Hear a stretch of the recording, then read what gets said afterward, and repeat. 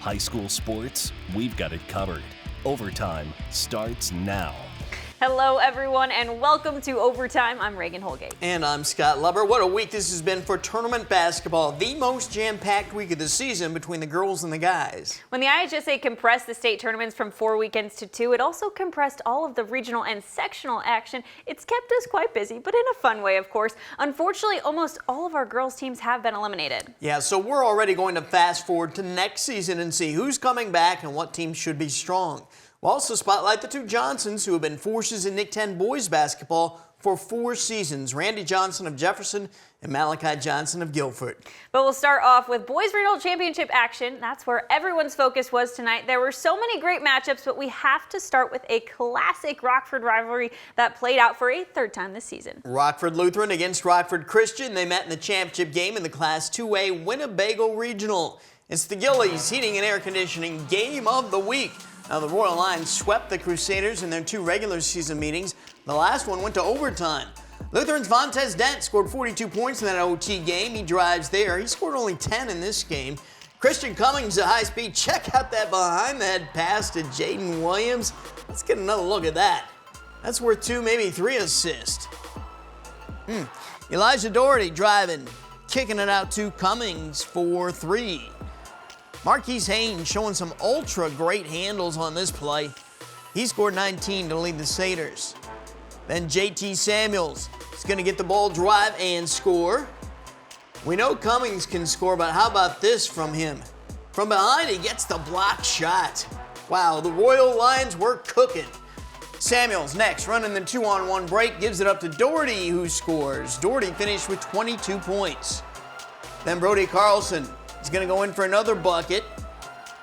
And Jaden Williams contributes as he hits the little jumper there. The Royal Lions won this game by 20, 75-55. So Rockford Christian now heads to the Mendota Sectional next week. We started talking at the last time we played in the last conference game of the season that, hey, now it's, win or go home, and let's make sure we're focused and give everything you got every single play. We still had some lapses, but for the most part, they were locked in. We battled through the adversity at the end of the game. We came together as a team. The chemistry was there, and we overcame it. Dent went off on you guys for 40-plus points the last time. He's a great player. What was the strategy tonight to try to contain him? Slow him down, kind of like run him off the three-point line, and also stay in help side. They got a good team. The key was just to play defense, box out. It really just contained Vontez and not let him get in the groove. How confident and how optimistic are you about what you guys can accomplish at sectional? I'm real confident. We basically playing the same teams we already beat, so I'm really confident. And the Byron Tigers were playing for another 2A regional championship at Genoa Kingston. They faced the Johnsburg Skyhawks. Here goes sophomore Kason Newton nearly from half court, and he drains the 3. Caden Considine was the go-to man down low tonight. That jump shot is good. And we'll pick things up again with Byron on the fast break now. They're going to find their main man, Ryan Tucker. He makes a move into the paint, puts up the jumper. And there was no stopping Byron tonight, folks. They kept their foot on the gas for a full 4 quarters. Here's Considine again under the hoop for another layup. But first, we got to go back to Tuckertown. Byron's all-time leading scorer adds 3 more from the corner. He had 16 tonight. And honestly, this was just fun to watch. Total domination on both ends for the Tigers. Newton comes up with the steal and takes it to the house for 2 more. He led the scoring effort tonight with 17. The Tigers won big, 62-31. It's their first regional championship in 6 years, and they are on their way to the Mendota Sectional. We knew it was going to be a game, but a 30 ball, I didn't think we expected that. Once it got out of control, we were like, I guess it's a win's a win, but, we're grateful for everything, but, job's not finished. Yeah, we're excited, but there's more to come. If we keep working every day, then that's what's going to lead to more things like sectional championships and supers, and that's what we're looking for, but it's just one day at a time. So Byron now heads to the Class 2A Mendota Sectional next week. So here's how that one lines up. Tuesday, Rockford Christian will play Princeton in one semifinal, and then Wednesday, the Tigers will play Port Byron Riverdale in the other semifinal, and the championship game will be played next Friday. In Class 1A, the Pecatonica Indians were trying to win their own regional. They hosted a good Galena Pirates team. Yep, the Peck student section brought its A game. Bobby Heisler went with a full purple suit for this one, so everybody was ready at Peck. Cooper Hoffman gonna sink a 3-ball early, and this had the big Peck crowd fired up. Stands were packed tonight. Same spot, different player. That's Mason Peterson dropping it. He had 5 threes in the game.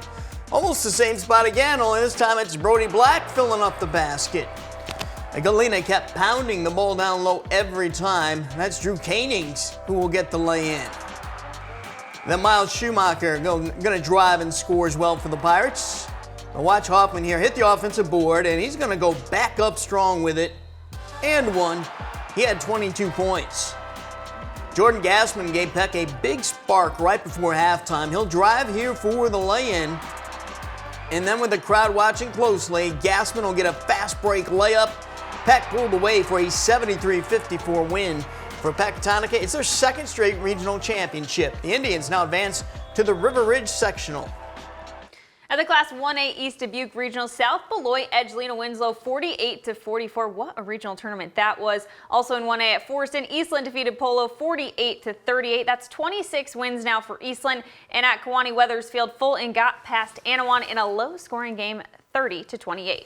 Coming up in a bit, a look ahead to next season for the girls and our spotlight story on the Johnsons, Randy and Malachi. But up next, we have a lot more regional boys action to get to involving 5 NIC-10 teams. One of them was the Auburn Knights, who had a big challenge in DeKalb, plus a big upset game involving 2 other NIC-10 teams.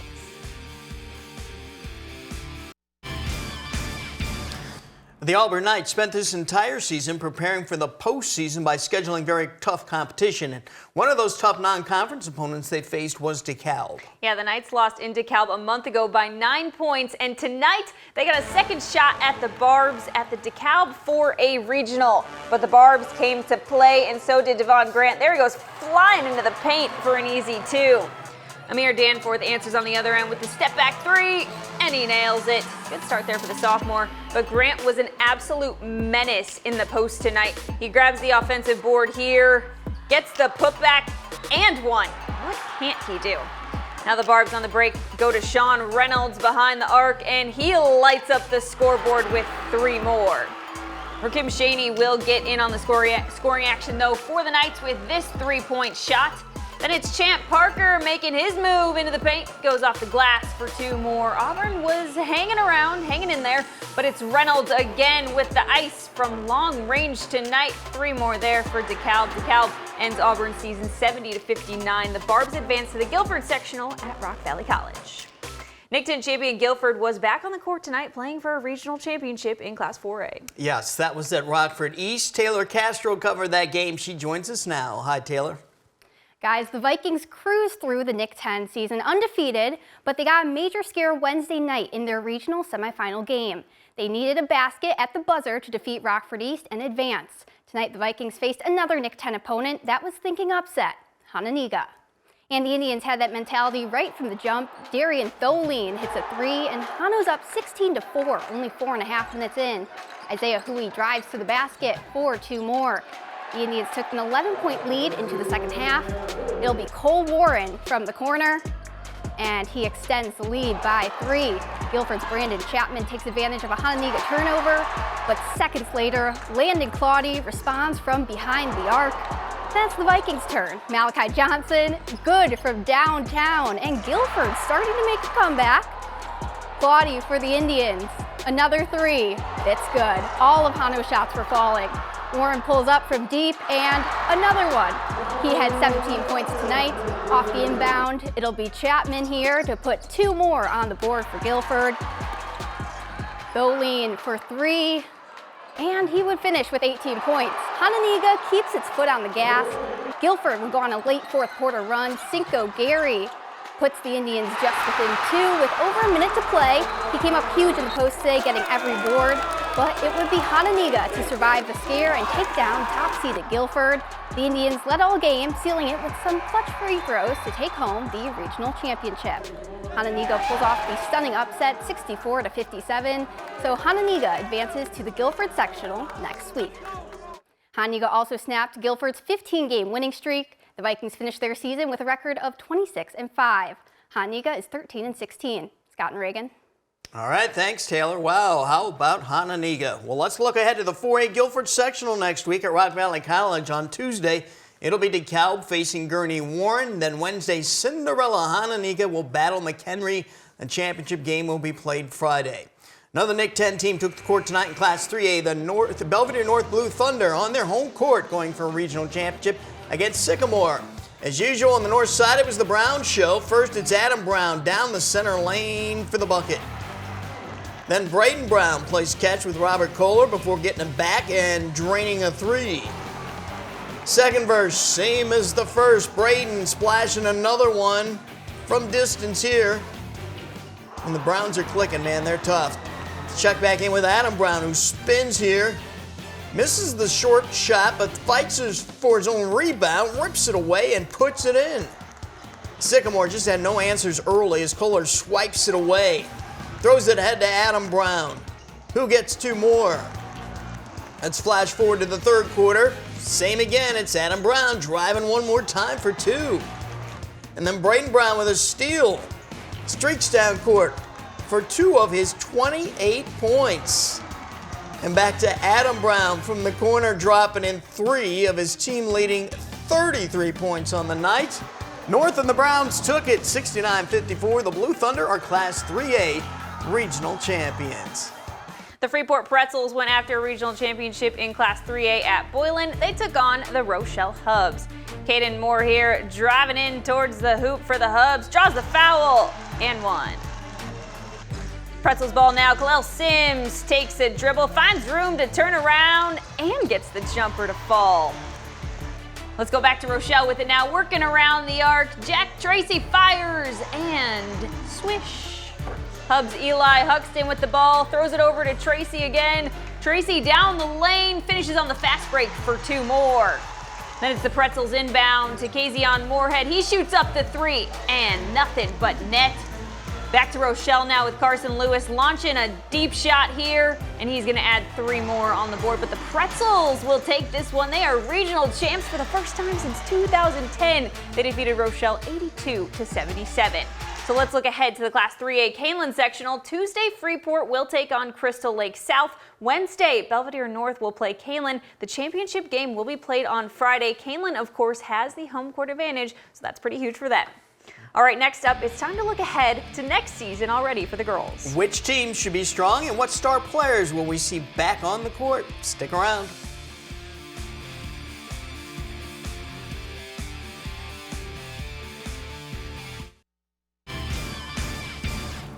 Well, it's hard to believe and honestly kind of sad that with all the great girls basketball we had in the state line this season, only one team is still going in tournament play. Yeah, the Dixon Duchesses, they won a sectional championship Thursday night in Class 3A in Sycamore. They move on to the LaSalle Peru Super Sectional to face number one seed Lincoln High School. The Rail Splitters are 35-0 and ranked number one in the state, so good luck to Dixon on Monday. But what do you say we take a peek ahead to next season for the girls? Yeah, why not? Let's get ahead of ourselves a little bit. All right, the Big Northern Conference should be very strong once again, starting with Rockford Lutheran. The Crusaders just made a deep run in tournament play this season. They'll graduate Kaylee Bankies and Hannah Morgan, but that's it. They'll have the talented Soraya Parker returning, along with sharpshooter Abby Johnson and a couple freshmen this year who were terrific, Shauna Jones and Wrigley Minovich. Watch out for the Byron Tigers, too. They're going to have everybody back. They'll have the magnificent Macy Groharing returning for her junior season. Carson Belskis and Malia Morton return, and Aubrey Fuller, who showed a ton of potential this season as a freshman, will be back and should be much better. And then there's Stillman Valley. The Cardinals aren't going away, Reagan.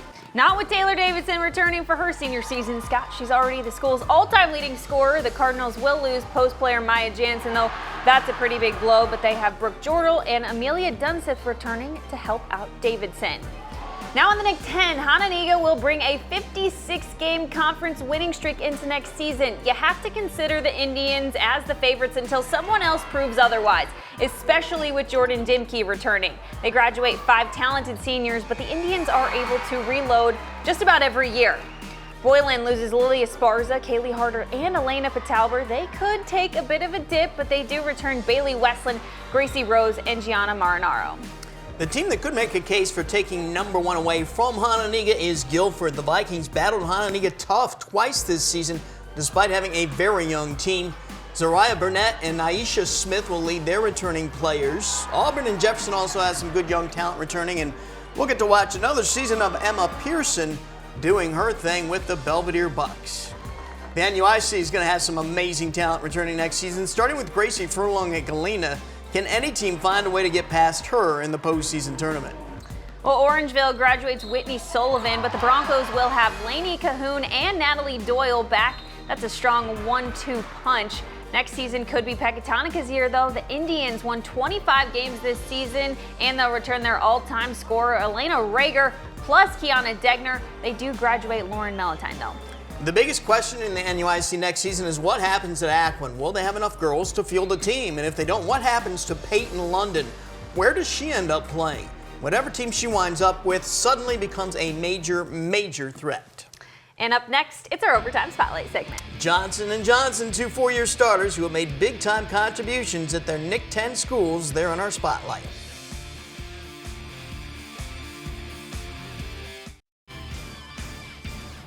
For the past 4 seasons, 2 guys with the last name of Johnson have been impact players in the Nick 10 and boys basketball. Randy Johnson of Jefferson and Malachi Johnson of Guilford have been 4-year starters on varsity. They're not related, but they are linked. We spotlight them tonight. It's brought to you by Benchmark Exteriors. In 8th grade, Malachi and Randy Johnson were teammates on the summer Fred Van Vliet Elite Traveling Team, a team that could have been the most talented class to come through Rockford. It also included former Boylan standout Tristan Ford, former Auburn standout Mike Jones, and former Rockford Christian big man Ethan Lathan. All 5 are now seniors. Holy cow. What was it like playing with that group? It was fun. I wish I could play with them again. It was fun. You know, practice was real fun. The highlight ducks of practice and everything. But when we got on the court together, it was strictly business. And we won a lot of games, and we won a lot of tournaments, and we beat a lot of people. A couple years ago, Ford, Jones, and Lathan left Rockford to play for prep schools. The 2 Johnsons say those guys had to do what was best for them. But for the Johnsons, staying in Rockford at Jefferson and Guilford was best for them. I think I got family, a lot of family here. I just decided to stay because, I'm close to the friends here. Malachi Johnson had a different reason for staying at Guilford. I wanted to build something. You know, Guilford, the past years before I came, was a joke. Nobody was in the stands. Nobody wanted to come watch us play. It was like a doormat, and I want to change that. Now he's part of back-to-back Nick 10 championship teams, including an 18-0 team this season. Johnson typically scores between 10 and 18 points per game. As a 4th-year starter, he could have taken the attitude that it was his turn to fill up the stat sheet and be the man. Instead, he did the opposite. He bought into the team approach, realizing the depth of talent on this team. When you got a group of guys like you do on my team, it's easy to buy in because everybody on our team could go somewhere else and start and put up 10, 12, 15 points a game. But the team that we have, we're so bought in with each other that it doesn't matter who gets the credit. You know, he really bought in this year, and the thing I asked him, I said, do you want to be good or do you want to be special? I said, you can be really good on your own or we can have a really special team. And I said, the better you are, when you become a complete basketball player, I said, you'll be making others good. So Johnson has picked his spots to look to score. Other times, he's focused on distributing the ball, and he attacks the boards while also getting after it on defense. At Jefferson, Randy Johnson has had to score more because the Jayhawks aren't as deep as Guilford. He's averaging more than 18 points and almost 8 rebounds a game. He's also a 4th-year varsity starter. With his strong 6'4" frame, he is tough to stop down low, and he's a double-double machine, something he takes pride in. I try to get a double-double. If I get a double-double, my principal is going to give me some lunch. That's what he says, huh? Yeah, I get some lunch. Johnson puts up big numbers despite usually being double-teamed, but he never gets frustrated by that. I tell him he's a better man than me. It's his personality, it's who he is. Randy is just such a great person. I mean, I've tried to make him angry in practice. I personally pick on him and he still is just even cute. I mean, his emotions, he keeps them under control all the time. Because Johnson is double-teamed so much, it has forced him to develop into an excellent passer. Robinson believes that Johnson is one of the 2 best players in the Nick 10, along with Auburn's Rakeem Chaney. I haven't seen anybody get double teamed like he does, the attention he draws, and on a nightly basis, just him to continue to produce the way he does with all of that, I think it's phenomenal. His teammates believe Johnson is second to no one in the Nick 10. I mean, they call him the GOAT, they call him the MVP. It doesn't affect them. You don't see too many teenagers that just doesn't let that go to their head. Randy Johnson is quiet and low-key. Malachi Johnson is flamboyant on the court. He plays with emotion and often tries to pump up the crowd. He says that's how he has to play to be the best player that he can be. I've been like that since I was a kid, just playing with a lot of emotion, hyping the crowd up, getting the crowd involved. I like that kind of stuff. That's just who I am, and that's definitely what gets me going. Malachi's outgoing personality also applies to other people he comes into contact with. Malachi has probably given the most handshakes in the city of Rockford than anybody I know. If he walks into a gym and there's not a person he doesn't know or won't go give a handshake, all the kids laugh about it. He always does it with a smile. So I think that's one good thing about that kid, that it's going to take him places. 2 terrific players. We'll be right back. Be sure to join us next Friday night at 11 o'clock right here on Fox 39 for Overtime, our final show of the season. Say it isn't so. Remember, you can also find this show and highlights of individual games anytime at mystateline.com. That does it for this show, everyone. Thanks for joining us. Enjoy your weekend.